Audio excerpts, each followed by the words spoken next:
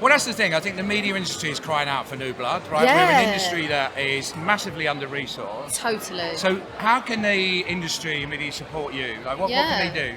Well, also, it's how we support the industry, okay? Yeah. So it's the talent that we are losing to, the streets is really bad. And when you look at the sports industries and the music industries, they actually have scouts. They have people that go out and source people. Yeah. We don't have that in our industry. Why do you think we don't have scouts? Oh, I think we're such a fresh new industry as well, and I think there's a lot of there's that senior level, and I suppose it moved at such a fast pace that nobody's really sat and thought about it. Yeah. And I think the music industry, the sports industry is so well developed, and so they're old, traditional spaces. This is a fresh new space, Yeah. and it's just brands like us, organisations like us shouting loud. But what's really sad is we're losing the Marcus Rashfords, we're losing the Stormses, to the street. We can be getting those people into our industry, and they're people that think different. And we all know it's been proven that your profitability goes up, your innovation goes up 20%. I mean, the business arguments are ridiculous. Yeah. Like,